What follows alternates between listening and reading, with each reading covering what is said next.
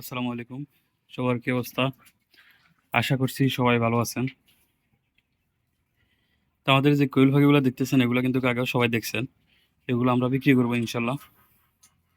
এগুলো রাখছিলাম এই জায়গায়, যেহেতু এদের শয়তানি দুষ্টামি বেশি, এই জন্য এরা পুরো ঘর অবস্থা খারাপ করে ফেলছে। আমরা এগুলো বিক্রি করবো ইনশাল্লাহ, কম দামে ইনশাল্লাহ দিয়ে দেবো। তো যাদের পুরুষ এবং মহিলার দরকার যোগাযোগ করবেন। খুব শীঘ্র আমরা কোয়েল পাখিগুলো আমরা বিক্রি করে দেবো।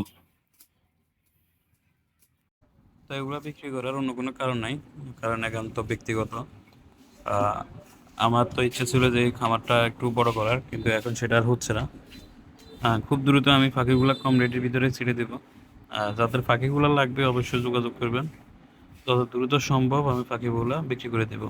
যেমন আমাদের কিছু ফার্ম মুরগি ছিল, আমরা সেটা আজকে ইনশাল্লাহ বিক্রি করে দিয়েছি। আহ, তো যাদের লাগবে দ্রুত যোগাযোগ করবেন।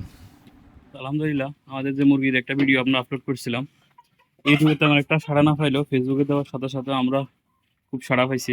আমাদের সবগুলো মুরগি এখানে 50-60টার মতো মুরগি সবগুলো সেল হয়ে গেছে।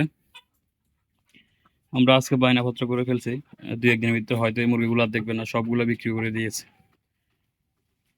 তো ধন্যবাদ যারা ভিডিওটা দেখছেন বা সাপোর্ট করছেন, সবাইকে ধন্যবাদ। এগুলো কিন্তু রানিং ডিম পাড়া, আমি আবারও বলছি এগুলো কিন্তু রানিং ডিম পাড়া।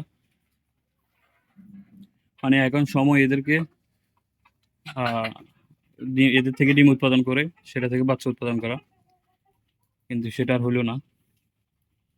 তো ইনশাল্লাহ কোনো একদিন আবার পুনরায় এগুলো করবো।